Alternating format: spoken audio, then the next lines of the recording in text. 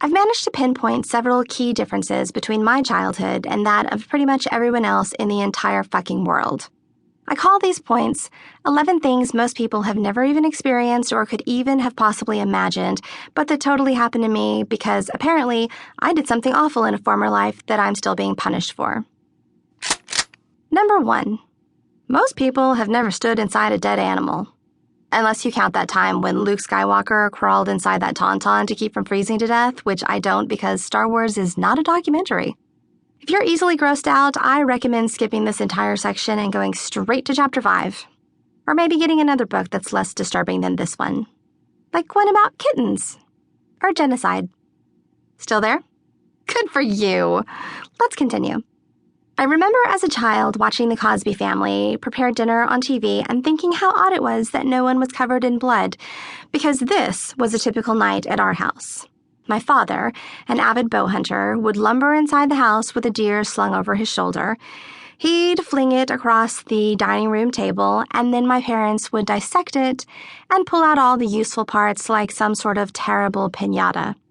It was disgusting, but it was the only life I knew, so I assumed that everyone else was just like us. The only thing that seemed weird about it to me was that I was the only person in the whole house who gagged at the smell of the deer blood. My parents tried to convince me that blood doesn't have a smell, but they are fucking liars. Also, they told me that milk does have a smell, and that's ridiculous, and I'm shocked that their lies have spread so far. Milk doesn't have a smell, blood does. And I think I'm so sensitive to the smell of a dead deer because of the time when I accidentally walked inside of one. I was about 9 years old, and I was playing chase with my sister while my father was cleaning a deer.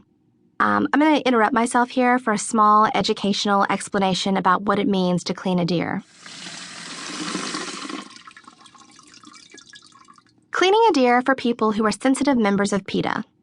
You get some warm water and some tearless shampoo, and you gently massage the deer. Lather, rinse, but don't repeat even though the bottle says to, because that's just a ploy to sell more shampoo. Blow dry on low heat and hot glue a bow on his forehead. Send him back into the woods to meet a nice Jewish doe. Go to the next chapter. Cleaning a deer for curious, non-judgmental readers who really want to know how it's done and who aren't PETA members who are just pretending to be curious, non-judgmental readers but who really want to throw blood on me at book signings. Cleaning a deer consists of tying up the arms and legs of the deer to a clothesline-like contraption, making it look as if the dead deer is a cheerleader doing the "Give me an X" move. Then you slice open the stomach and all the stuff that you don't want falls out. Like the genitals. And the poop rope.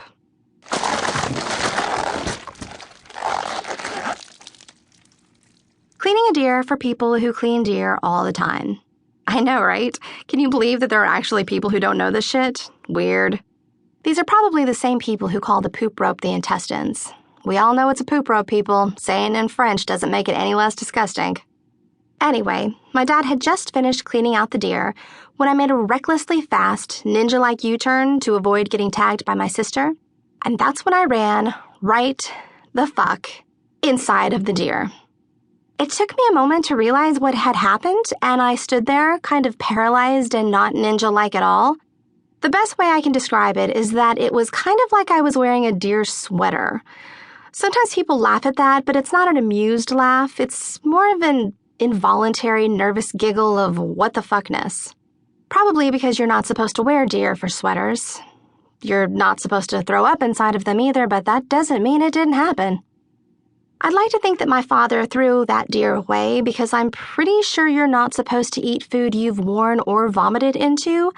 But while he was hosing me off, he was also hosing off the deer, so my guess is he applied some sort of a fucked up Grizzly Adams version of the 5-second rule.